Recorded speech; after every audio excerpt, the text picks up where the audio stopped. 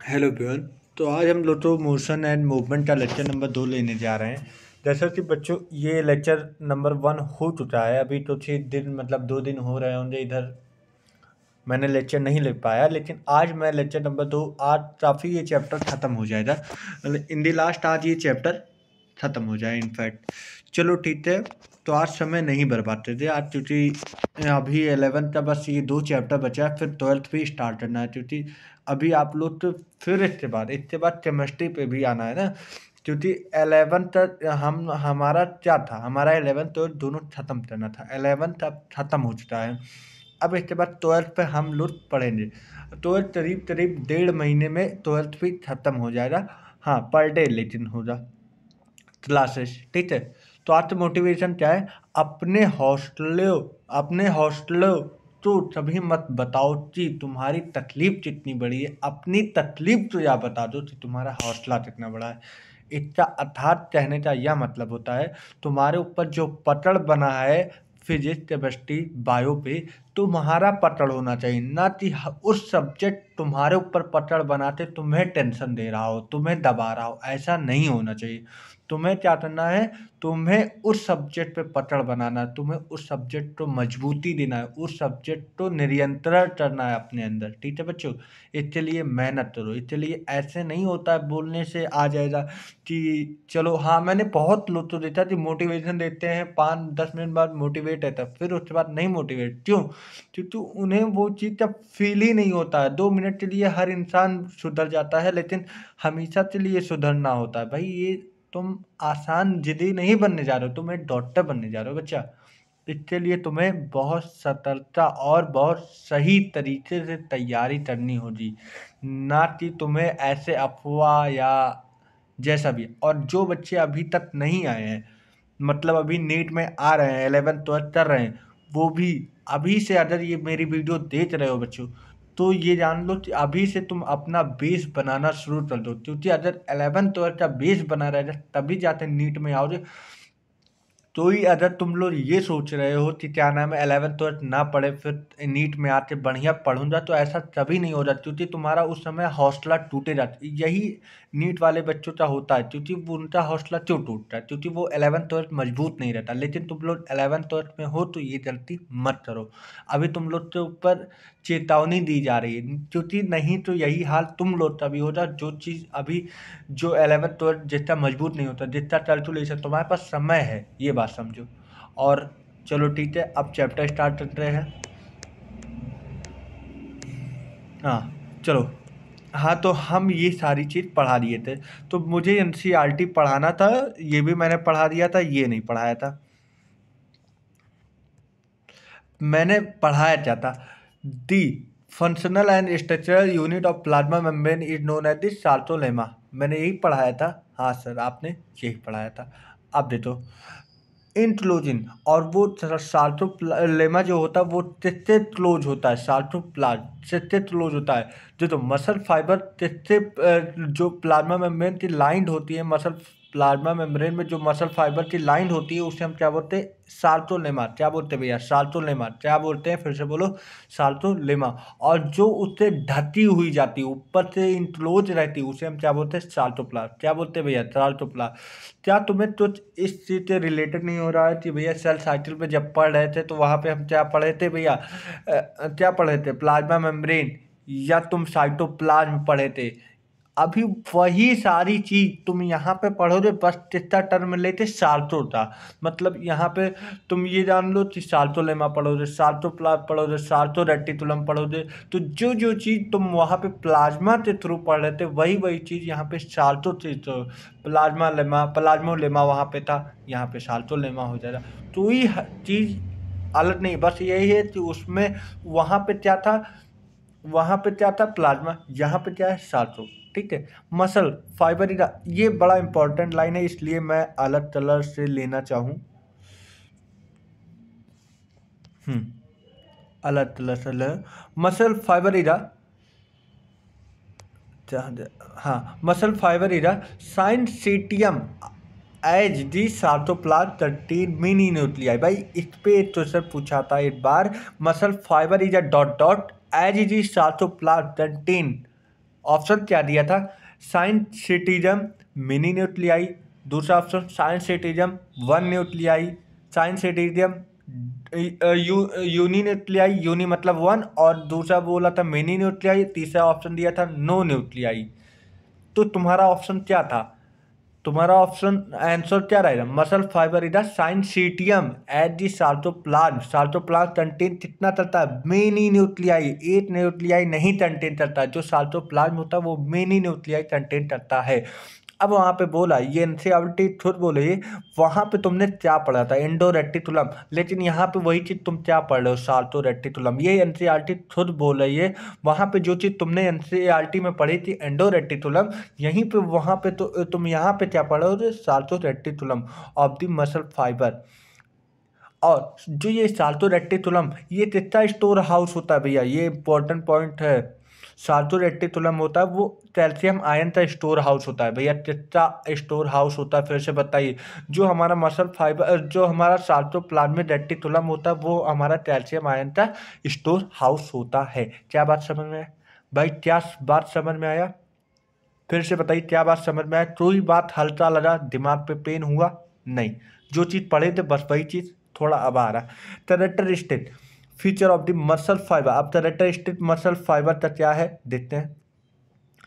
Present of the large number of present of the large number of the parallelly arranged filamented is known as the sarcoplasm chart myofilament या myofibril, क्या बोलते बोले, बोल रहा है large number के parallelly arrange filament, large number parallelly arrange filament, क्या बोला फिर से बोलो, लार्ज नंबर मतलब लंबे नंबर, मतलब काफी लंबा नंबर, पैरेलली, पैरेलली मतलब ऐसे कुछ, ऐसे तो ये पैरेलल है ना दोनों लाइन, पैरेलली अरेंज, और ये लंबी सी जो ये शाखा रही है इसे हम बोलते हैं फिलामेंट।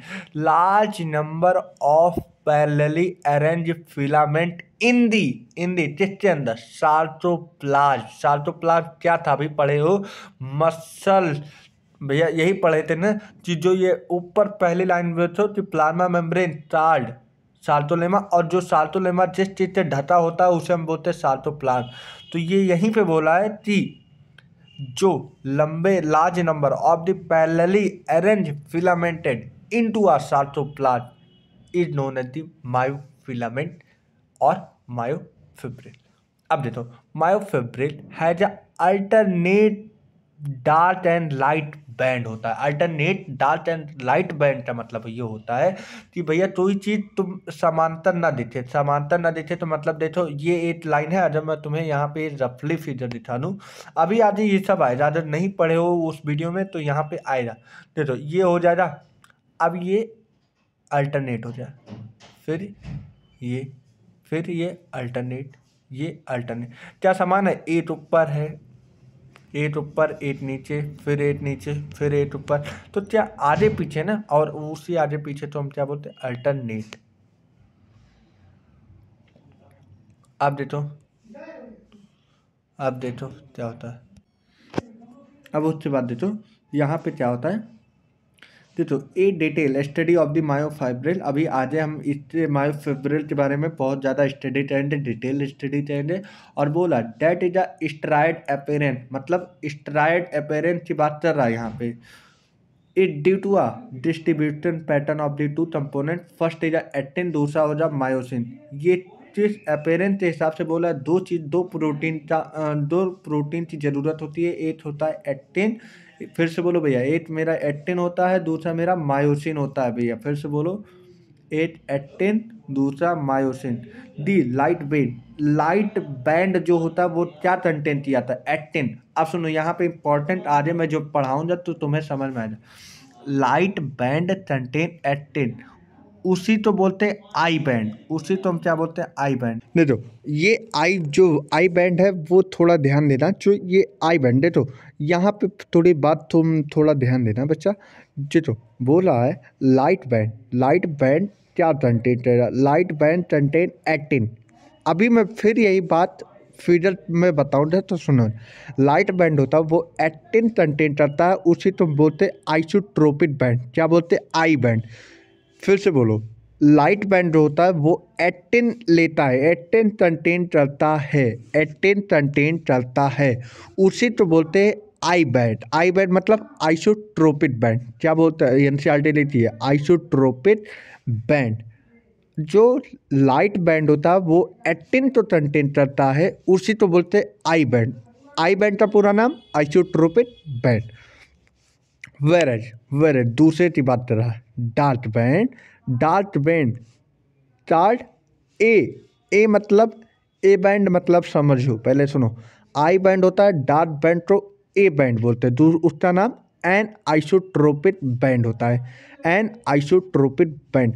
अब मेरा पहला क्वेश्चन, जो मेरा आइसोट्रोपिक बैंड 18 में होता है कि मायोसिन? सर 18 में होता है। देखो आइसोट्रोपिक बैंड 18 कंटेंट कर रहा है, लेकिन एन आइसोट्रोपिक बैंड ये मेरा मायोसिन कंटेंट कर रहा है। देखो an isotropic band, N isotropic band contain myosin, an isotropic band contain, आगे नेक्स्ट पेज में लिखा है an isotropic band contain myosin. Whereas जो हमारा आइसोट्रोपिक बैंड होता है वो मेरा 18 कंटेंट रहता है, उसी तो हम बोलते हैं लाइट बैंड। जो मेरा 18 होता है वो मेरा लाइट बैंड होता है।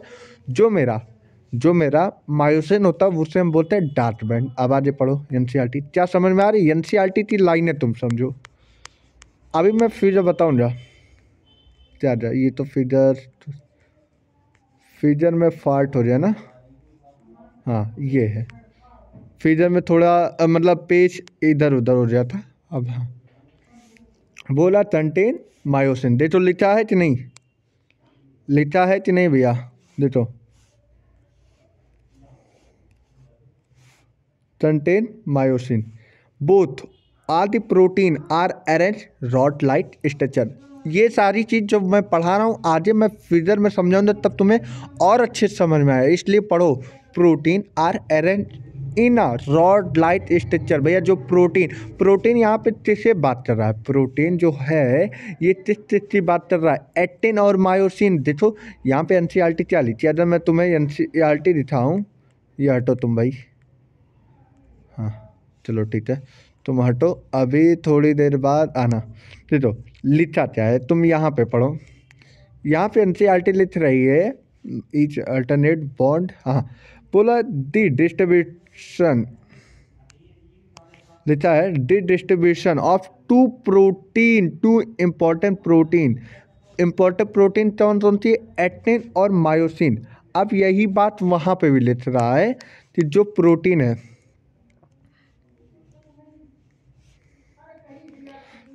लिख रहा है, सुनो, जो प्रोटीन है जहाँ पे जब पहले हाँ बोला है also longitudinally axis of the myofibril. हाँ एक्टिन फिलामेंटेड तो जो एट में parallel to each other longitudinal of actin filament are thinner. हाँ ठीक है मैं कंफ्यूज हो जाता ना। बोथ दी प्रोटीन मतलब एक्टिन और मायोसिन की बात कर रहा है। कैसे अरेंज होते हैं? रॉड लाइट स्ट्रक्चर पैरेलल होते हैं। फिर से बोलो भैया, रॉड लाइट स्ट्रक्चर जो होता है वो कौन से प्रोटीन अरेंज होते हैं? एक्टिन और मायोसिन पैरेलल में अरेंज होते हैं, पैरेलल टू एच अदर मतलब 90 डिग्री पे आपस में होते हैं, और लॉन्जिट्यूडनली एक्सिस होते हैं भैया, longitudinally axis to the myofibril. Actin filament thinner होता है। जो एक्टिन फिलामेंट होता है, फिर से सुनो, फिर important point, actin filament are thinner मतलब पतला होता है as compare to the myosin filament. NCERT 8 line में 2 शब्द ली थी। एक्टिन फिलामेंट जो होता है वो पतला होता है और मायोसिन फिलामेंट मोटा होता है उससे कंपेयर में। Hence are commonly known as या commonly called thin and thick filament respectively. देखो इसीलिए बोला है कॉमनली हम इन दोनों से क्या बोल सकते हैं? थिन और thick filament in the centre of each I band. अब बोला in the centre of I band के बीच में एक इलास्टिक फाइबर हो जाए, उसे हम बोलेंगे जेड लाइन। जेड लाइन किससे बना होता है? Elastic fibre. इंपॉर्टेंट पॉइंट यहाँ पे देखो, जेड लाइन किससे बना होता है भैया? Elastic fibre. फिर से बोलो भैया, इलास्टिक फाइबर। किससे बना है? Elastic fibre. किससे बना है? Elastic fibre. Which bisect it the thin. अब यहाँ पे आ जाए क्या बोली, वो जेड लाइन पे बाइसेट कर रहा है। The thin filament are the primarily attach to the Z line. अब इसके बाद बोलो, थिन फिलामेंट। थिन फिलामेंट की बात किससे कर रहा है? मतलब थिन फिलामेंट। देखो एनसीईआरटी की लाइन, एक बात तुम सोचो, एनसीईआरटी क्या बोल रही तुमसे यार, तुम समझो ये बात। एनसीईआरटी कहीं पे एक्टिन और मायोसिन का नाम ही नहीं ले रहा। Protein protein both the protein, मतलब एक्टिन और मायोसिन। यहाँ पे थिन बोल दिया। थिन कौन सा था? एक्टिन। एक्टिन था, एक्टिन थिन था। अभी हमने तुम्हें पढ़ाया एक्टिन फिलामेंट आर थिन, यहीं पे पढ़े हो। देखो, actin filament are thinner as compare to myosin. The thin filament are primarily attach to the dead line. जो हमारा एक्टिन होता है वो डायरेक्ट अटैच होता है, वो हमारे जेड लाइन से अटैच होता है। देखो कितना एनसीईआरटी घुमा के बात बोली। The thick filament in the thick filament in the A band. A band का पूरा नाम फिर से बताओ जल्दी।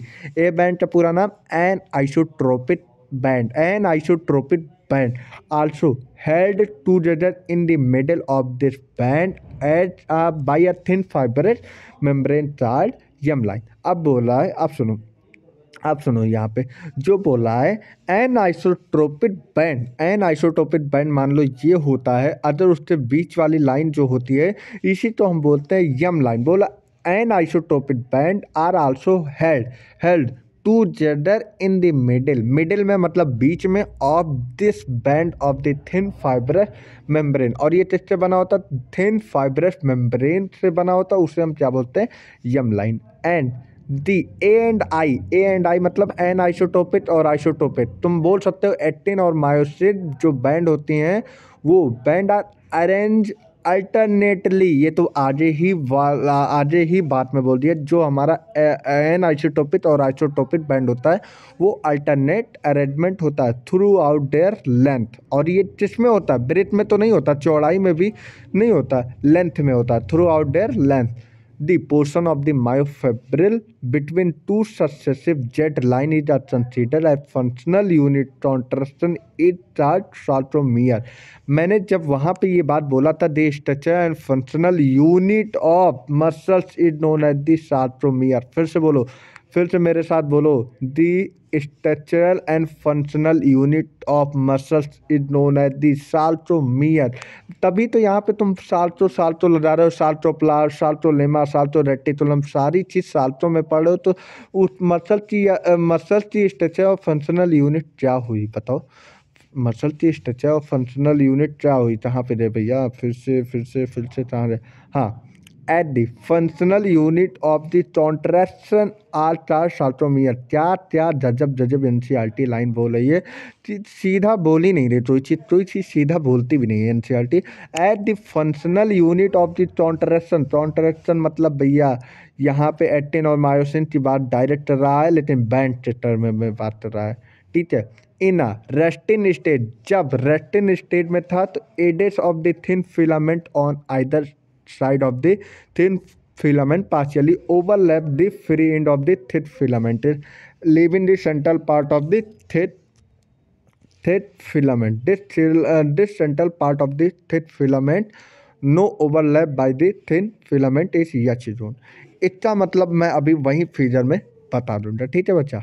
चलो, क्या एनसीईआरटी की इतने लाइन तुम्हें समझ में आई? चलो एनसीईआरटी की अब फिगर देखते हैं। एनसीईआरटी का फिगर देखते हैं। एनसीईआरटी फिगर क्या बोल रही है? हो भाई, रुक जाओ। हाँ, चलो तुम जाओ पीछे।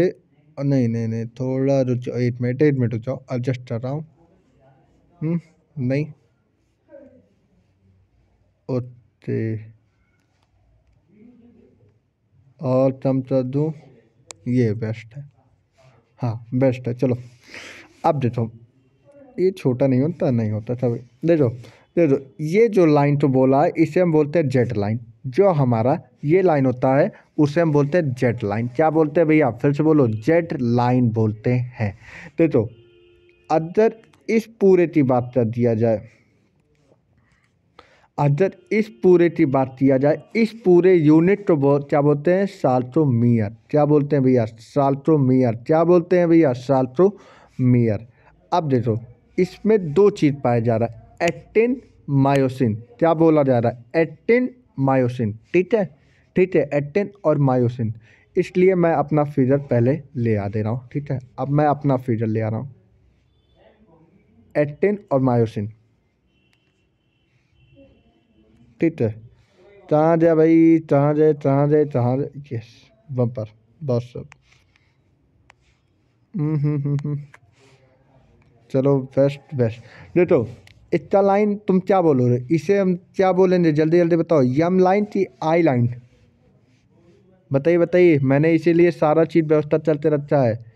इधर हम क्या बोलेंगे, इधर हम क्या बोलेंगे, इधर हम क्या बोलेंगे, जल्दी जल्दी बताते रहिए। हाँ भैया चलिए बताइए, जल्दी जल्दी बताइए, फिर हम बताएं अगर नहीं आ रहा हूँ। देखो जो ये लास्ट वाला है, पहले चीज़ तो तुम यहाँ पे देखो, ये जो होता है ये मेरा मोटा है, थिक है। और अगर तुम्हें पढ़े हो जाए तो यहाँ पे थिक, कहाँ जाए यार, हाँ ये थिक है और ये थिन है। तो तुम अगर तुम्हें एनसीईआरटी के हिसाब से देखना है, एनसीईआरटी के ही हिसाब से हम लोग पढ़ाई कर रहे हैं। देखो एनसीईआरटी बोलती क्या है, जो थिन था, थिन तो ये है और थिक तो ये है। तो भैया एरो जब लगा है तो हम कन्फ्यूजन क्यों पाले, बस इतना जानो, ये थिन है और ये थिक है। और थिन में भी जो ओवरलैप नहीं है, अगर तुम्हें देखना है तो देखो यहाँ से लेते यहाँ तक जो ये ओवरलैप नॉट एरिया है, उसी तो हम बोलते हैं आई बैंड। उससे हम क्या बोलते हैं, क्या बोलते हैं भैया, आई बैंड। भैया ये आई बैंड हो जाए, ये मेरा आई बैंड हो जाए। आई बैंड मतलब आइसोट्रोपिक बैंड। और ये किससे बनता है भैया, जल्दी बताओ, एक्टिन से। ए मतलब एक्टिन से बना है। और देखो जो मेरा बोला था, क्या एनसीईआरटी बोल क्या रही है, बोल रही है जो मेरा एक्टिन होता है वो मेरा इस थिनर होता है as compare to I, sorry, जो आई बैंड होता है वो मेरा थिनर होता है। मतलब आई बैंड मतलब ये आई बैंड मतलब ये इसकी बात कर रहा है। ये बैंड जो है पतला है, पतला है कि नहीं, पतला है कि नहीं। लेकिन अगर यहाँ पे ए बैंड की बात कर दिया जाए तो ये मोटा है। तो बोला I band is a thinner as compare to A band. A मतलब N isotropic band. N isotropic मतलब जो यार, एक मिनट, ये मेरा ए बैंड, ये मेरा क्या हो जाएगा, an isotropic band, N isotropic band. अब देखो यहाँ पे दूसरी बात, देखो यहाँ पे देखो ये पतला था, देखो ये पतला है और ये मोटा है। ये मेरा जो एरिया था वो पतला था और ये मेरा मोटा था, ये तुम्हें दिख रहा है ना। और एनसीईआरटी बोले जो आई बैंड होता है वो मेरा थिन होता है और जो मेरा ए बैंड होता है वो मेरा थिक होता है। अब दूसरी बात तुम ये लगा दो, जो एक्टिन होता है वो किससे बना होता है, sorry sorry sorry sorry, very sorry, जो मेरा एन आइसोट्रोपिक बैंड होता है, एन आइसोट्रोपिक बैंड होता है, फिर से बोलो, एन आइसोट्रोपिक बैंड होता है, वो मेरा किससे बना होता है, मायोसिन से। मायोसिन से बना होता है, इसलिए यम है। और जो मेरा आइसोट्रोपिक बैंड होता है वो मेरा किससे बनता है, एक्टिन से। एक्टिन से बना होता है। मतलब आई बैंड थिन होता है और ए बैंड थिक होता है। इतना बात क्लियर, इतना बात क्लियर भैया। सुनो अब देखो, इससे हम क्या बोलते हैं, जो ये बीच में था, बोल रहे थे कि जो हमारा थिक बॉन्ड, थिक बॉन्ड मतलब ये देखो, अगर मैं ये यहाँ पे चल देता हूँ, कहाँ पे चल दूँ, कहाँ पे, हाँ यहाँ पे चल दे रहा हूँ। तो ये तब मतलब मैं ये चल दे रहा हूँ, ठीक है, 1 मिनट हो जाए बच्चा। हाँ चलो, 1 मिनट। देखो इसे हम बोलते हैं यम लाइन। क्या हो जाए, हाँ इसे हम बोलते हैं यम लाइन, मिडिल लाइन। देखो देखो देखो, दो दो ये मेरा देखो दो बैंड है, मतलब 8 बैंड है जिसे हम बोलते हैं एन आइसोट्रोपिक बैंड, इसके बीच में जो मेरा तट है, जो जिसके बीच में मेरा जो आधा इस साइड है बाइसेक्ट कर रहा है, देखो बाइसेक्ट कर रहा है, आधा इधर आधा इधर, और उसी बाइसेक्ट को बोलते हैं मिडिल लाइन। मिडिल लाइन मतलब क्यों, ये बीच में है, और बीच में है इसलिए इसे हम बोलते हैं यम लाइन। क्या बोलते हैं भैया, यम लाइन। क्या बोलते हैं, यम लाइन। क्या बोलते हैं भैया, यम लाइन। अच्छा, अगर मैं बोलूँ कि इस बैंड पे जरा जरा ध्यान दिया जाए तो इस बैंड पे इतनी दूरी जो है, ये क्या ओवरलैप इससे तो नहीं है, हाँ है, इतनी दूरी जो है वो इससे ओवरलैप्ड है।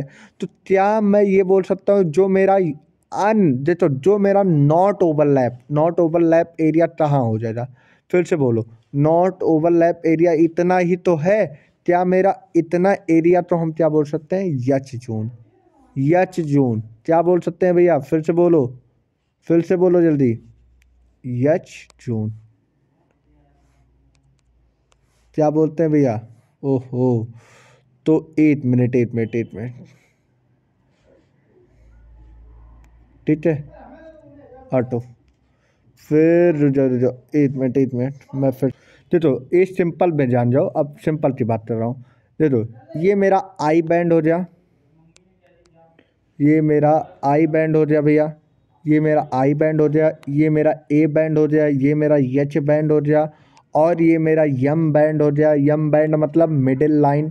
लेकिन जो बैंड है वो मेरा दो है, एक मेरा आई बैंड, ए मेरा ए बैंड, और ये जो यम है उसे हम बोलते हैं मिडिल लाइन। यच है तो इसे हम क्या बोलते हैं भैया, नॉट ओवरलैप। नॉट ओवरलैप मतलब यच जोन बोलेंगे, इसे लाइन बोलते हैं, यम लाइन, और इसे बोलते हैं यच जोन। ठीक है, यच जोन होता है जो हमारा नॉट ओवरलैप एरिया होता है। नॉट ओवरलैप एरिया मतलब इतनी दूरी जो है वो ना इससे ओवरलैप है और ना इससे ओवरलैप्ड है। तो ये इतना एरिया जो मतलब जो ये इतना स्पेस है, इसे तो हम बोलते हैं यच जोन, इसमें जो ओवरलैप नहीं है। ठीक है, अब देखो, अगर मैं यहीं पे सब फिर से हटा दूँ, जल्दी जल्दी बताओ। देखो इसे हम क्या बोलते हैं, जल्दी बताइए। अब आप पे बताना है, इसे हम क्या बोलते हैं। 1.5 घंटे चलने हैं, 30 मिनट इसी समझाने हो जाए, ठीक है। इसे हम क्या बोलते हैं, इसे हम बोलते हैं यम, इसे हम बोलते हैं आइसोट्रोपिक, इसे हम बोलते हैं एन आइसोट्रोपिक। इस पूरे पूरे तो हम बोलते हैं साल्ट्रोमियर। इस फंक्शनल यूनिट को क्या बोलते हैं भैया, फिर से बताओ, साल्ट्रोमियर। ठीक है, इसे हम बोलते हैं जो साल्ट्रोमियर। और ये मेरा आइसोट्रोपिक। आइसोट्रोपिक किससे बनता है, एक्टिन से। मिडिल लाइन इलास्टिक और फाइबर होता है। एन आइसोट्रोपिक इसे हम किससे बनता हो, मायोसिन। अब देखो ये थिन है, जाहिर सी बात है ये थिन है, और ये थिन बैंड कौन सा होता है, आइसोट्रोपिक। ये थिन बैंड है, इससे थिन बैंड कौन सा होता है, एन आइसोट्रोपिक। ये किससे बनता है भैया, जल्दी बताओ। और ये मेरा यच जोन है। और ये मैंने नहीं बताया अभी एक तो बार नहीं बताया। इसे हम बोलते हैं जेड लाइन, इसे हम बोलते हैं जेड लाइन, इसे हम बोलते हैं जेड लाइन, इसे हम बोलते हैं जेड लाइन। क्या लाइनें पूरी क्लियर हो गई, क्या लाइनें पूरी क्लियर हो गई। अब देखो, तुम्हें अभी फिगर में समझाता हूँ। देखो जो मेरा आई बैंड था वो मैंने इतने ही पार्ट बोला था जो ओवरलैप नहीं है। ओवरलैप आई बैंड के बीच में ये कौन सा बैंड आ गया, बताओ जल्दी। ये मेरा जेड लाइन हो गया, ये मेरा जेड लाइन हो गया। NCERT 8 बार इंडिकेट किया है, ये मेरा जेड लाइन हो गया जो ब्लैक ब्लैक है,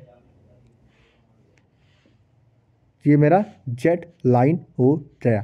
ठीक है, अब देखो ए बैंड जो था ये थिक है, देखो इसमें थोड़ा थिकनेस है कि नहीं, है कि नहीं, है कि नहीं भैया, थिकनेस है।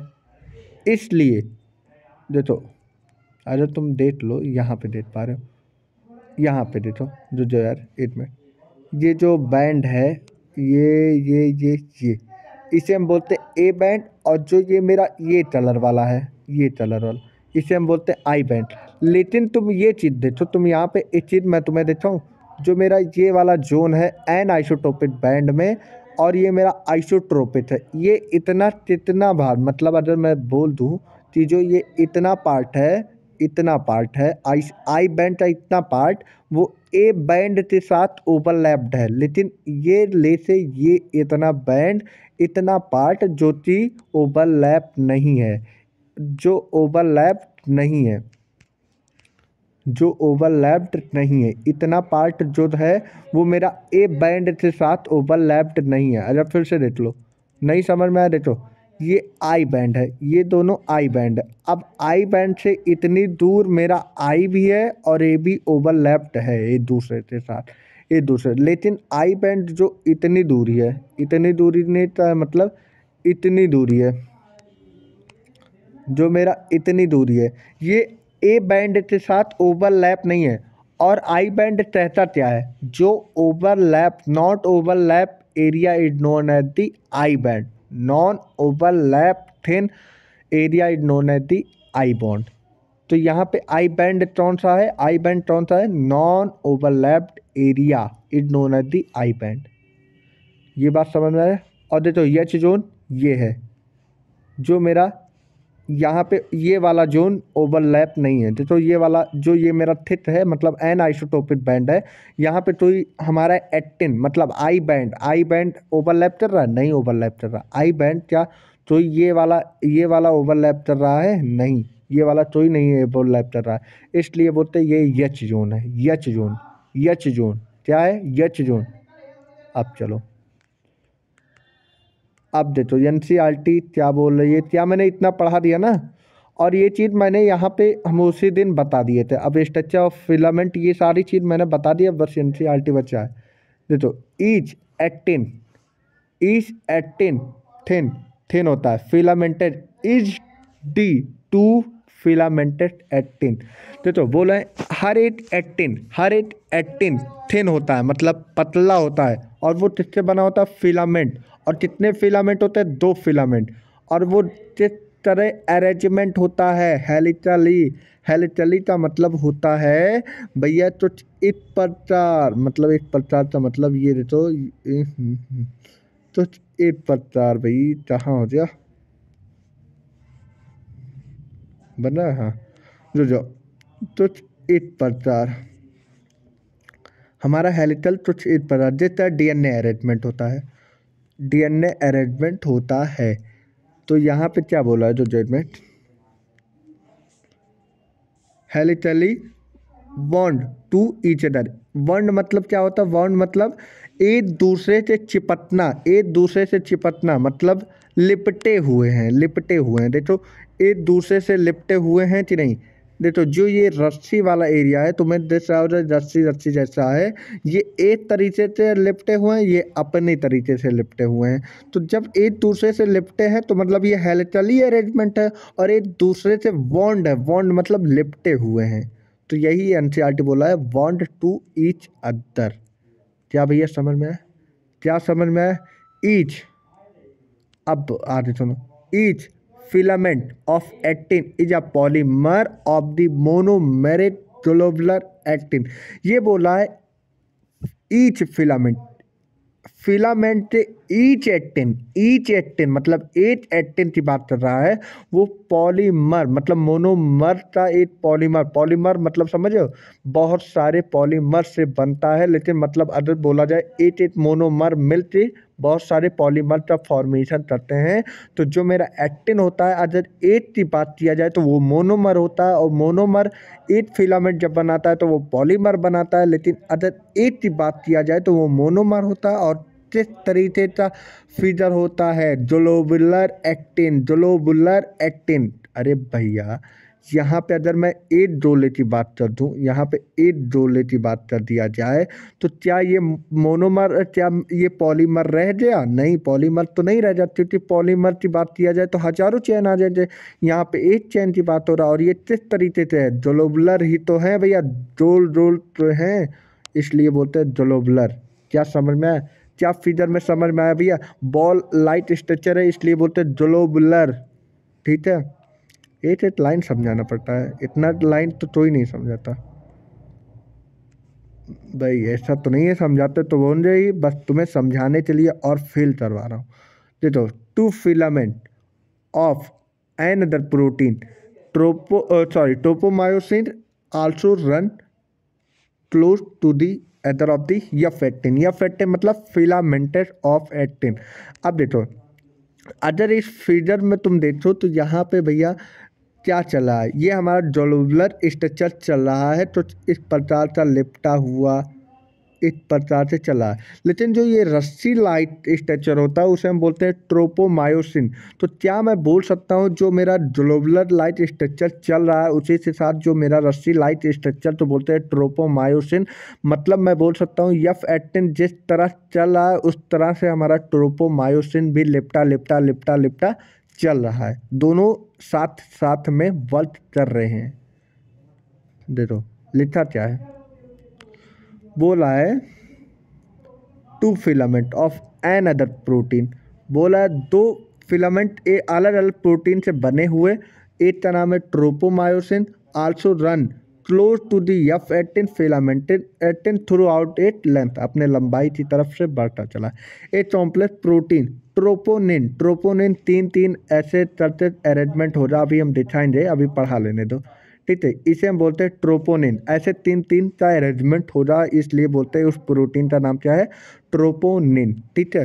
It distributed a regular interval, एक उसके बीच में एक जो गैप हो जा वो रेगुलर इंटरवल हो जा ऑन दी ट्रोपोमायोसिन, और किसके बीच में हो जा, ट्रोपोमायोसिन के बीच में जो रेगुलर इंटरवल हो जा उस प्रोटीन का नाम होता है ट्रोपोनिन। उस प्रोटीन का क्या नाम होता है भैया, ट्रोपोनिन।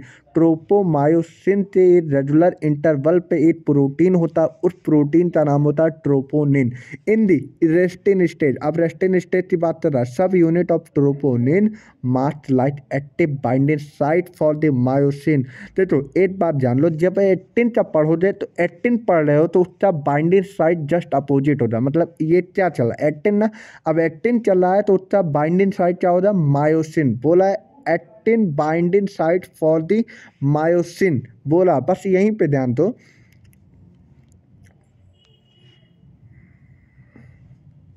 बोला 18 binding site for the myosin, myosin 18 binding site कौन सा होता है, मायोसिन। किसके ऊपर, on the actin filament, actin filament के ऊपर जो हमारा एक्टिन एक्टिव बाइंडिंग साइट होता है वो कौन सा होता है, मायोसिन। समझ में आ गया। अब बोला यहाँ पे मायोसिन की बात स्टार्ट हो रही है। ईच मायोसिन थिट होता है भैया, मायोसिन मैंने पहले बताया थिट फिलामेंट होता है। पॉलीमर्स प्रोटीन होता है भाई, वो भी अगर बहुत सारे मिल जाए तो पॉलीमर ही होते हैं प्रोटीन। मेनी मोनोमरिक प्रोटीन टार्टिजा मेरोमायोसिन्स, भैया बहुत इंपॉर्टेंट पॉइंट बोला है, मेनी मोनोमेरिक प्रोटीन, क्या बोला भैया, many monomeric protein tarred meromyosin. फिर से बोलो, मेनी मोनोमरिक प्रोटीन टार्ड मेरोमायोसिन। फिर से बोलो भैया, मेनी बहुत सारे मोनोमर। अब देखो बहुत सारे मोनोमर यहाँ पे देखो, 1 2 3 4 5 6 7 8 9 10 11 12 13 14 15, तो इस प्रकार से ये देखो अरेंजमेंट कर रहे हैं। तो बोला मेनी, बोला 8 मोनोमर, 8 मोनोमर मतलब मिलकर बहुत सारे हमारा पॉलीमर का फॉर्मेशन कर रहे हैं। तो मोनोमेरिक प्रोटीन टार्ड दी मेरोमायोसिन, ठीक है, कॉन्स्टिट्यूट वन थिक फिलामेंट, और क्या बनाते हैं भैया, एक चौड़ी फिलामेंट, मतलब एक थिक फिलामेंट बनाते हैं। और ईच मतलब एक meromyosin had the 2 component part, first is the globular head and short arm और टेल। भैया important point NCERT highlights rate का इंपॉर्टेंट पॉइंट ये है कि जो हमारा मेरोमायोसिन, एक मेरोमायोसिन के पास 2 कंपोनेंट मतलब 2 इंपॉर्टेंट पार्ट होता है। पहली चीज ग्लोबुलर हेड होता है। कैसा हेड होता है, ग्लोबुलर हेड होता है। अगर तुमसे क्वेश्चन में पूछ लिया जाए मेरोमायोसिन have 2 important part, first is a helical head, second is a rectangular head, third is a globular head and fourth is a none of the। तो आपका क्या ऑप्शन हो जाए, ग्लोबुलर हेड। उसके साथ साथ में शॉर्ट आर्म पाए जाएंगे, टेल पाया जाएगा और फॉर्मर विंडी हैवी मेरोमायोसिन। भैया एचएमएम एच एम एम का मतलब समझ में आ जाए ना, क्या हो जाए भैया, फिर से बताओ। एच एम एम का पूरा नाम, एच एम एम भाई कंपोनेंट होता है भैया, एच एम एम समझ रहे हो, क्या हो जाए बताओ। एनसीईआरटी का साफ साफ वर्ड है भी मेरो मायोसिन, भैया थोड़ी देख तो लिया करो। हैवी मेरो मायोसिन, एच एम एम का पूरा नाम क्या हो रहा, हैवी मेरो मायोसिन, क्या हो रहा फिर से बोलो, हैवी मेरो मायोसिन। एंडी लेटर, अब उसके बाद क्या फॉर्मेशन रहा, लाइट मेरो मायोसिन, हैवी मेरो मायोसिन से जिसमें कन्वर्ट हो गया लाइट मेरो मायोसिन, दी हैवी मेरो मायोसिन कंपोनेंट दी हेड। अब हैवी जो होता था, हैवी पार्ट कौन था, हेड और शॉर्ट आर्म, और वो किसे प्रोटेक्ट करता, outward at regular distance angle, जो उससे आउटवर्ड रेगुलर डिस्टेंस होते हैं एक दूसरे से सरफेस पे पॉलीमराइज मायोसिन, मायोसिन से पॉलीमराइज इस सरफेस पे जो हमारा रेगुलर डिस्टेंस होता है उसी तो हम क्या बोलते हैं, क्रॉस आर्म, क्या बोलते हैं भैया, क्रॉस आर्म। अब यहाँ पे बोलने जा रहा बहुत इंपॉर्टेंट पॉइंट भैया, इंपॉर्टेंट पॉइंट बोलने जा रहा है, वो the globular head in an active, globular head के पास एटीपीज एंजाइम प्रेजेंट हो जा, फिर से बताओ। जोलोबुलर हेड मतलब उसके जोलोबुलर हेड के पास, जो हमारा मायोसिन का जोलोबुलर हेड है उसके पास कौन सा एंजाइम हो रहा, ATPase, ATPase, ATPase enzyme present हो जा, एटीपीएज एंजाइम प्रेजेंट हो जा भैया। एंड हैज, अब यहाँ पे थोड़ी और इम्पोर्टेंट पॉइंट बोला है, एट मैंने क्या बोला, जितना है उसका अपोजिट हमारा बाइंडिंग साइट हो रहा, तो मायोसिन का बाइंडिंग साइट एक्टिन हो रहा, तो यहाँ पे क्या लिखा है, binding site of ATP, binding site of ATP और एक्टिव साइट क्या हो जाए, एक्टिव बाइंडिंग साइट क्या हो जाए, एक्टिन, एक्टिव बाइंडिंग साइट क्या होता है, एक्टिन। अब आगे चलो, क्या ये फीचर समझ रहे हैं। अब मैकेनिज्म में हमें पढ़ना है, चलो अब आ जाए मैकेनिज्म ऑफ मसल कॉन्ट्रैक्शन भैया, मैकेनिज्म ऑफ मसल कॉन्ट्रैक्शन हम लोग उतना कवर कर लिए उस साइड। अभी एनसीईआरटी क्या बोलती है, एक्सप्लेन बाय दी हसले एंड हसले, उनका दो बार नाम होता है, दो साइंटिस्ट अलग अलग थे, जरूरी नहीं है एक ही साइंट, उसी नाम से दो साइंटिस्ट थे अलग अलग थे, जो कि ये मसल कॉन्ट्रैक्शन का दिए थे। स्लाइडिंग फिलामेंट थ्योरी था, इन लोग का कैसा थ्योरी था भैया, स्लाइडिंग फिलामेंट थ्योरी था, और this filament slided over thick filament था, ओवर थिक मतलब भैया मोटा फिलामेंट, और मोटा फिलामेंट कितना था, मायोसिन, इम्पोर्टेंट, हाँ ये इम्पोर्टेंट है। अब कैसे रिस्पॉन्स होता है ये थोड़ा और इतना, अब देखो अब इसके बाद तुम्हें पूरा पढ़ना, देखो फिर होता क्या है, अब इधर ध्यान दिया जाए भाई, बातें बहुत हुई। Response of the muscle contact, अब रिस्पॉन्स कैसे चलती है, देखो कोई चीज़ तुम्हें, जैसे मान लो तुमने कोई चीज़ छुआ, तो भाई तुम्हें करंट लगा, तो ये रिस्पॉन्स कैसे होता है मसल, तो ये रिस्पॉन्स होती है पहले डायरेक्ट जाती है, ये हमें जाती है सीएनएस में, सीएनएस में जाई, तो सीएनएस भाई क्या करता है, सीएनएस तुरंत वो चीज़ कन्वर्ट करता है, मतलब जो चीज़ तुम्हारे पास हमें करंट लग रहा है तो सीएनएस तुरंत मोटर देगा, रिस्पॉन्स देगा, सीएनएस रिस्पॉन्स दिया, और रिस्पॉन्स किस फॉर्म में देता है, मोटर नर्व के फॉर्म में देता है भैया, किस फॉर्म में देता है, फिर से बोलियो भैया, मोटर नर्व के फॉर्म में ये रिस्पॉन्स दिया। अब ये मोटर न्यूरॉन आया किसके पास, न्यूरोमस्कुलर जंक्शन, न्यूरोमस्कुलर जंक्शन का मतलब ये होता है भैया जहाँ पे न्यूरॉन और मसल दोनों मिलते हैं, इसलिए बोलते हैं न्यूरोमस्कुलर जंक्शन, न्यूरोमस्कुलर जंक्शन, जहाँ पे न्यूरॉन और मसल दोनों मिलते हैं उसी को बोलते हैं न्यूरो मसल जंक्शन, या तो इसी तरह दूसरा नाम बोलते हैं मोटर इंड प्लेट। देखो तीसरा लेक्चर हो सकता है, ठीक है, फिर ये चला जाता है एसिटिलाइन जो हाँ चलो, अब ये देखो मोटर इंड प्लेट पे जा, कैसे जा, फिर से बोलो, रिस्पॉन्स किस तरह हुआ, मसल कॉन्ट्रैक्ट हुई, ये जा सीएनएस पे, सीएनएस क्या किया, एक रिस्पॉन्स दिया, और रिस्पॉन्स देने के बाद ये किसे भेज दिया भाई जो जजमेंट। हाँ देखो, जो मसल कॉन्ट्रैक्ट हुई सीएनएस पे गया, सीएनएस ने किसे रिस्पॉन्स दिया तुरंत बताओ, मोटर नर्व, मोटर नर्व किसके पास गई, न्यूरोमस्कुलर जंक्शन, फिर न्यूरोमस्कुलर जंक्शन एक लिक्विड या एक केमिकल डिस्चार्ज की, उसका नाम होता है एसिटिलीन, एसिटिलीन ट्रोलिन विल बी डिस्चार्ज। अब उसके बाद क्या होता है देखो। हाँ भाई, हार्मोन्स रिलीज हो जाए। अब यहाँ पे एसिटिलीन ट्रोलिन विल बी डिस्चार्ज, तो यहाँ पे सिग्नल रीच हो जाए कहाँ पे भैया, साल्टोलेमा, साल्टोलेमा पे सिग्नल रीच हो जाए, सिग्नल रीच हो जाए साल्टोलेमा के पास। ये साल्टोलेमा क्या करता है, साल्टोप्लाज्म में जाते जाता है, और साल्टोप्लाज्म किस पे जाता है, साल्टो रेटिकुलम में, और Salto reticulum is the store of the calcium ion, is the store of the calcium ion. Calcium ion का स्टोर हाउस कौन सा है, साल्टोलेमा, सॉरी साल्टो रेटिकुलम वो होता है कैल्शियम आयन का स्टोर हाउस। साल्टो रेटिकुलम जो होता है वो कैल्शियम आयन का स्टोर हाउस होता है। अब कैल्शियम का स्टोर हाउस है, तो कैल्शियम अब यहाँ पे डिस्चार्ज हो जाएगा, और डिस्चार्ज होते हमारे किसके पास चला जाए, ट्रोपोनिन। ट्रोपोनिन मैंने नाम नहीं अभी नहीं बताया था ये चीज़ ना, ट्रोपोनिन क्या होता है अभी आगे बता देगा, ठीक है। अब ये कहाँ चला गया, डी मार्च, डी मार्च मतलब समझे, मार्च। यहाँ पे क्या होता है, उस मार्च का जो हमारा मायोसिन बाइंडिंग साइट जो होता है, मायोसिन बाइंडिंग साइट कौन सा होता है, एक्टिन ना, मायोसिन का अपोजिट कौन सा है, एक्टिन। तो मायोसिन जिसमें बाइंडिंग साइट क्या हो जाएगा, एक्टिन, तो वो डी मार्च कर देगा। मतलब ये है कि वो ओपन कर देगा मार्च। डी मार्च मतलब, मार्च मतलब ढक देना, और डी मार्च मतलब उसे ओपन कर देना। एट द सेम टाइम उसी समय एक चीज़ और काम हो रहा था, वो हो रहा एटीपी हाइड्रोलिसिस, एटीपी हाइड्रोलिसिस। और कहाँ पे टेक प्लेस हो रहा होगा, मायोसिन में। कहाँ पे, मायोसिन। और ये मायोसिन बाइंडिंग साइट कहाँ प्रेजेंट होता है, हेड पे, हेड पे, हेड पे, हेड ऑफ द एक्टिन।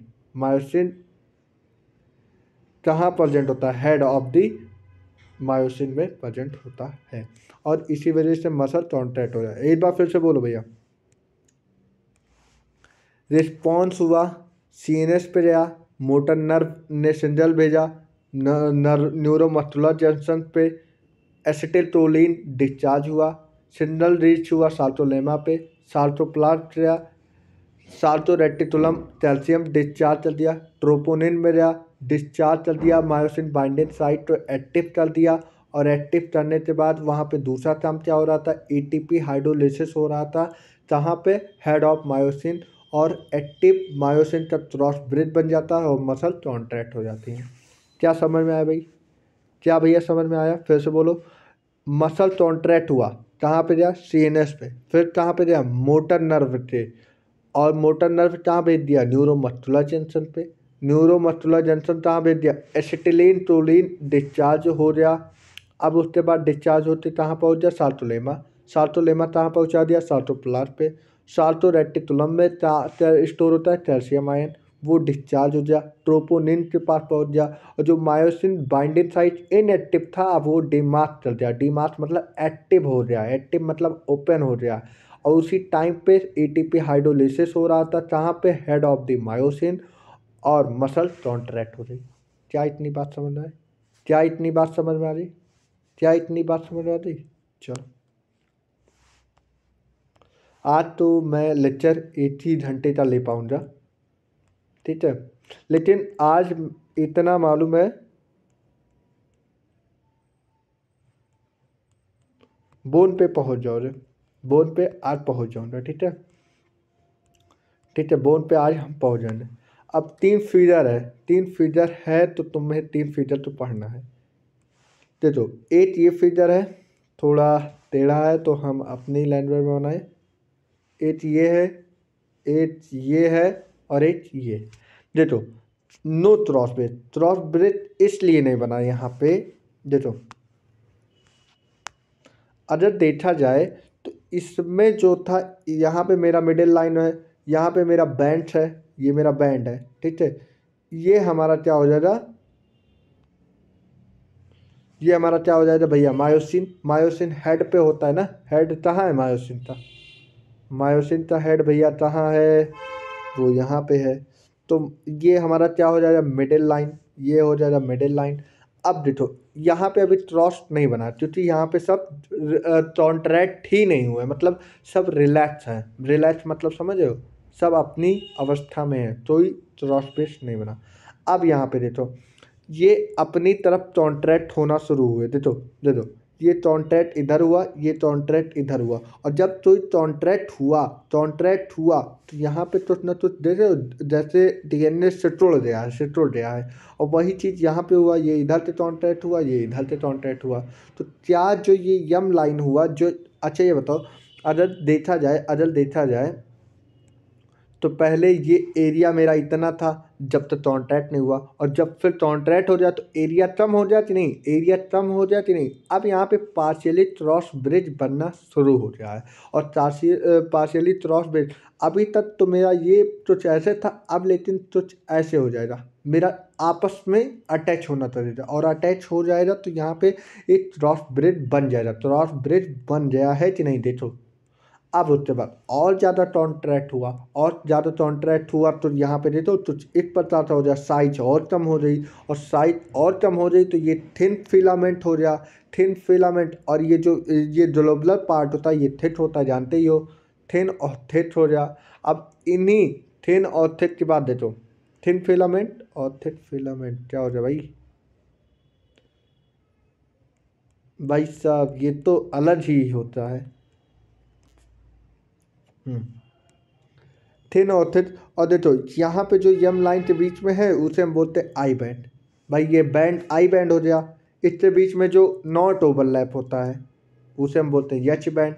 तो आई बैंड भी कम हो गया, आई बैंड भी कम हो गया, आई बैंड भी कम हो गया, और एच बैंड का एरिया कम हो गया। देखो एरिया इन दोनों का अभी अगर इस फिगर में बात की जाए, इस फिगर में बात की जाए तो इस दोनों में आई और एच की एरिया की बात कर दी है, आई भी और एच भी दोनों का एरिया इंक्रीज चलते आ रहे, तो इंक्रीज है, कोई दिक्कत है नहीं। अब लेकिन जिस तरह कॉन्ट्रैक्ट होता जाएगा, क्रॉस ब्रिज बनेगा, तो एच बैंड का जो एरिया था वो भी कम हो जाएगा, और वो भी कम हो गया, और आई बैंड भी कम हो जा। और लेकिन एक चीज़ पे इफेक्ट नहीं पड़ेगा, देखो एक चीज़ पे कोई इफेक्ट नहीं पड़ेगा। देखो यहाँ पे लिखा है लेंथ अनचेंड। अब लेंथ की बात किया जाए वो अनचेंड रहेगा, मतलब जो हमारा ये दोनों सिकुड़ रहा है, सिकुड़ा मतलब कॉन्ट्रैक्ट हुआ, लेकिन लेंथ पर मतलब एरिया कम हो जाए, एरिया कम हो जाए, लेकिन लेंथ पर कोई इफेक्ट नहीं पड़ेगा। फिर से बोलो भैया, लेंथ पे कोई इफेक्ट नहीं पड़ेगा, लेंथ अनचेंज होगा। और लेंथ अनचेंज मतलब no change, no change, length पे कोई चेंज नहीं होगा। फिर से बोलो भैया, जो हमारा क्रॉस ब्रिज बना तो हमारा लेंथ पे चेंज हुआ कि नॉट चेंज हुआ, length is no change. Option पूछा जाएगा ऐसे, ऐसे तुम्हें उसमें दिया जाएगा, किसमें दिया जाएगा, असर्शन और रीजन में। असर्शन रीजन में बोला जाएगा जब हमारा क्रॉस ब्रिज बनेगा तो it is affect to the length will be unchange. दूसरा ऑप्शन होगा cross bridge take place then length unchange. दूसरा ऑप्शन होगा cross bridge take place length is no unchange, या अनचेंज हो जाएगा। तीसरा ऑप्शन लेंथ भी चेंज हो जा, और जो हमारा क्रॉस ब्रिज होगा वो भी अनचेंज हो जा, मतलब ना क्रॉस ब्रिज बनेगा ना हमारा लेंथ से तोड़ेगा। ये तीसरा ऑप्शन हो जाएगा। चौथा ऑप्शन हो जा नन ऑफ दिस। तो क्या ऑप्शन हो जा, फिर से बताओ, क्रॉस ब्रिज बनेगा लेकिन लेंथ जो होगा वो नहीं चेंज होता, मतलब लेंथ इज अनचेंज होता। ठीक है, ठीक है भाई। अब देखो, जब तक मसल्स हमारी, अरे यार, जब तक मसल्स हमारी कॉन्ट्रैक्ट रहती हैं, जब तक कैल्शियम आयन कहाँ पे होता है, साइटोप्लाज्म में रिलीज होता रहेगा, तब तक कैल्शियम आना बंद हो जाएगा, मतलब कैल्शियम आना बंद हो जाएगा, वो मसल्स रिलैक्स होने लगती हैं। देखो होता क्या है, देखो सुनो सुनो सुनो सुनो मेरी बात। जब तक कॉन्ट्रैक्ट मसल तब तक होंगी जब तक हमारे अंदर साइटोप्लाज्म में कैल्शियम आयन रहेगा, और अदर अदर कैल्शियम आना बंद हो जाए, अदर हमारा वही कैल्शियम आयन आना बंद हो जाए तो मसल रिलैक्स हो जाएंगी भैया। ये सीधे सी बात बोल रही है भाई कि अदर जब तक हमारा मसल्स में कैल्शियम आयन आता रहा तब तक तो हमारा जो कॉन्ट्रैक्ट होते रहेगी मसल कॉन्ट्रैक्शन चलता रहेगा, लेकिन अगर कैल्शियम आयन आना बंद हो जाए तो भैया मसल भी कॉन्ट्रैक्ट होना बंद हो जाएगी। ये कुल मिला के यही कह रहा है कि जो हमारा क्रॉस ब्रिज बनेगा वो भी बंद हो जाएगा, क्योंकि क्रॉस ब्रिज बनेगा बंद हो जाएगा तो हमारा जो मसल्स होगा वो रिलैक्स हो जाएगा। रिलैक्स हो जाने का मतलब मसल्स अब रिलैक्स फॉर्म में हो जाएंगे। अब देखो बोला मसल तो रिलैक्स होने के लिए क्रॉस ब्रिज तो ब्रेथ करना पड़ेगा। क्रॉस ब्रिज नहीं बनेगा, क्रॉस ब्रिज बनने तो ब्रेथ करना पड़ेगा। तो ये काम एटीपी द्वारा किया जाता है। और एटीपी कहाँ होता है? At T head of myosin. मैंने ये बात एनसीईआरटी में पहले भी बात बोला था भैया कि जो एटीपी होगा वो मेरा at the head of myosin होता है। पढ़ाया था कि नहीं? यहाँ पे था, ये देखो लास्ट लाइन, है the binding side of for ATP. देखो यहाँ बोला ग्लोबुलर हेड के पास होता है एटीपीएज एंजाइम, जो कि एटीपी बाइंड करने का वही क्षमता होता है। ठीक है, ये तो एनसीईआरटी की लाइनें मैं पढ़ाता हूँ, उसके अलावा और नहीं पढ़ाता हूँ। ठीक है, एटीपी द्वारा किया जाता है। ठीक है, मसल्स अपने ओरिजिनल लेंथ तो 1/3 बोल सकते हो सिकुड़ती हैं। मसल्स अपने ओरिजिनल लेंथ की 1/3 सिकुड़ती हैं। पूछा जाए मसल कितना अपना लेंथ स्ट्रेच चलती है, स्ट्रेच मतलब सिकुड़ना या कॉन्ट्रैक्ट चलती है। मसल्स अपने ओरिजिनल लेंथ से कितने टाइम सिकुड़ती हैं? फिर से बोलो, muscles contract 1/3 times of original length. Muscle अपने 1/3 ओरिजिनल लेंथ के मुकाबले सिकुड़ती हैं, कॉन्ट्रैक्ट होती हैं। मसल्स अपने ओरिजिनल लेंथ की 1/3 कॉन्ट्रैक्ट होती हैं। मसल्स अपने ओरिजिनल लेंथ की 1/3 कॉन्ट्रैक्ट होती हैं। क्या बात समझ में? क्या बात भाई समझ में आ गया? अब देखो जो मसल्स होते हैं वो मेरे दो प्रकार का होता है। एक मेरा होता है रेड, दूसरा मेरा होता है वाइट। एक मेरा होता है रेड, एक मेरा होता है वाइट। फिर से बोलो, एक मेरा होता है रेड, एक मेरा होता है वाइट। अब रेड की क्या प्रॉपर्टी है, वाइट की क्या प्रॉपर्टी है, पढ़ते हैं। देखो रेड में मायोग्लोबिन मतलब जो रेड मैक्सिमम, रेड पार्ट जो होता है वो ज़्यादा, रेड पार्ट यहीं से स्टार्ट हो रहा है, मायोग्लोबिन मैक्सिमम हो जा, और वाइट पार्ट में मायोग्लोबिन लेस हो जा। यहाँ पे एक ही चीज़ रहेगा, यहाँ पे एक ही चीज़ याद कर लो कि रेड में जो हमारा साल्टो रेटिकुलम हो जा वो लेस हो जा, और यहाँ पे साल्टो रेटिकुलम मोर हो जा। ऑक्सीजन प्रेजेंट होता, ऑक्सीजन एब्सेंट होता। देखो पहली चीज़ सुनो, कोई चीज़ लाल है, रेड है, आरबीसी है, आरबीसी में जो मायोग्लोबिन होता है वो ज़्यादा होता है। साल्टो रेटिकुलम कैल्शियम जो होता है, साल्टो रेटिकुलम के पास क्या था? Calcium ion. क्या था भैया? Ca+2।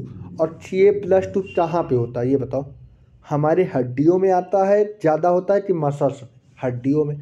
तो जाहिर सी बात है जो हमारा लाल इलाका है मतलब रेड एरिया है, वहाँ पे कैल्शियम आयन कम हो जा, और कैल्शियम आयन कम हो जा मतलब साल्टो रेटिकुलम कम हो जा। ठीक है, अच्छा जो हमारा ब्लड था वो क्या ले जाता था? Oxygenated blood. और क्या ले आता था? Deoxygenated blood.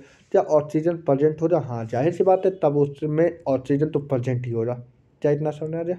मसल्स पे हमारे ऑक्सीजन प्रेजेंट होते हैं, और साल्टो रेटिकुलम कम होता है, मायोग्लोबिन ज़्यादा होता है। अब देखो चौथा पार्ट, माइटोकॉन्ड्रिया मैक्सिमम होता है। माइटोकॉन्ड्रिया किसमें मैक्सिमम होता है? रेड में। फिर से बताओ, माइटोकॉन्ड्रिया मैक्सिमम किसमें होता है? रेड में। माइटोकॉन्ड्रिया किसमें मैक्सिमम होता है? रेड में। माइटोकॉन्ड्रिया किसमें ज़्यादा होता है भैया? रेड में। और ये अच्छा इतना चीज़ तुम्हें समझ में आ जाए, ब्लड आ रहा है भाई, जाहिर सी बात है ब्लड आ रहा है मतलब रेड वाला इलाका है ना, ऑक्सीजन प्रेजेंट है। और जब ऑक्सीजन प्रेजेंट है तो तुम कैसे बोल सकते हो एनएरोबिक है? ये एरोबिक मसल्स होते हैं। और इस इसमें जल्दी थकान नहीं लगता है, इस पे जल्दी नॉट इटली टायर्ड। टायर्ड मतलब तुम अच्छा ये बताओ, 10 बार सीढ़ी से ऊपर सीढ़ी से नीचे आओ तो तुम्हें थकावट लग जाती है, वो क्यों आ जाती है? क्योंकि भैया वो हमारा जो रेड वाला मसल्स होता है वो जल्दी थकता नहीं है। लेकिन लेकिन अगर तुम मान लो अब तुम्हें एक अच्छी खासी सीढ़ी चढ़ना पड़े, जैसे कि तुम कहीं जानते हो धार्मिक स्थानों पे जाओ तो बहुत लंबी लंबी सीढ़ियाँ चढ़नी पड़ती हैं।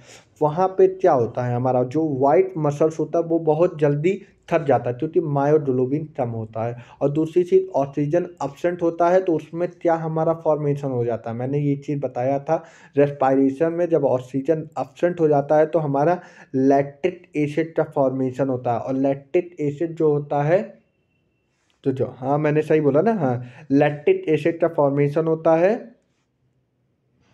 हाँ लैक्टिक एसिड वो क्या होता है, वो हमारे मसल तो थका देता है, मसल तो थका देता है।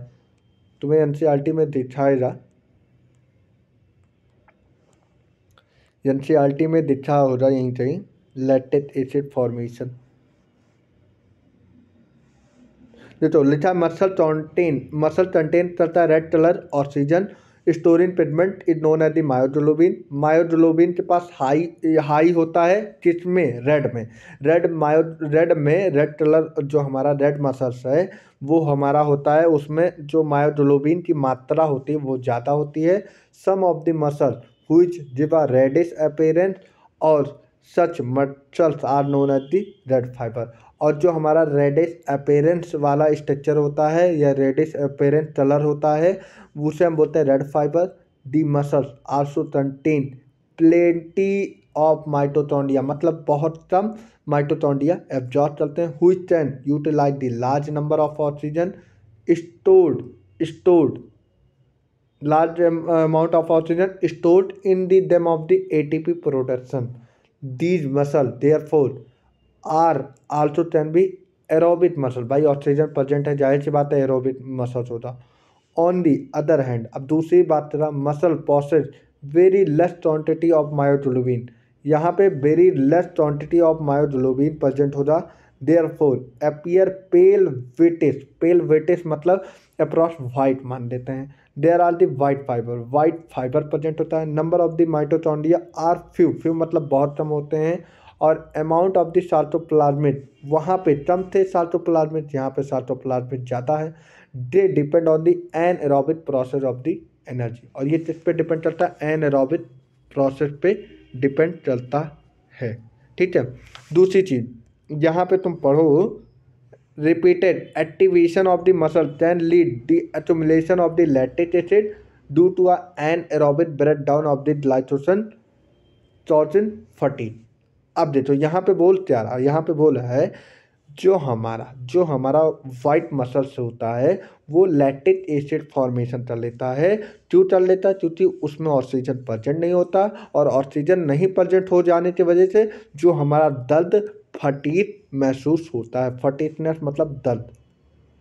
ठीक है, तो मैं यही चीज़ बोला हूँ, ये हमारा टायर्ड वाइट मसल जो होता है वो जल्दी टायर्ड हो जाएगा, और जो हमारा रेड मसल होता है वो थोड़ी देर में टायर्ड हो जाए, मतलब वो भी थकेगा। ऐसा तुम नहीं बोल सकते हो रेड मसल जो होता है वो थकेगा नहीं, लेकिन इसमें ऑक्सीजन प्रेजेंट हो जाने की वजह से एटीपी बनता रहेगा, और एटीपी बनेगा तो यहाँ पे जो रेड मसल्स होता है वो थकेगा जल्दी नहीं। अब उससे आगे देखो बोन की बात आ गई। अब बोन हम कल स्टार्ट करेंगे, और मैंने यहाँ पे एनसीईआरटी पढ़ा दिया हुआ है। हाँ मेरा एनसीईआरटी यहाँ तक हो गया, तो अब मिलते हैं चलते एपिसोड पे, और चलते एपिसोड में मैं बोन ही पढ़ाऊँगा पूरा फर्स्ट क्लास। और शायद ये बोन का अगर देख लूँ कितना पेज है, ये तो हो ही गया बोन, करीब करीब है, ज़्यादा नहीं, नहीं रह गया, ज़्यादा नहीं रह गया, तो करीब करीब कल ये चैप्टर कंप्लीट हो जाएगा। ठीक है बच्चा, तो बने रहिए, धन्यवाद, thank you for watching me.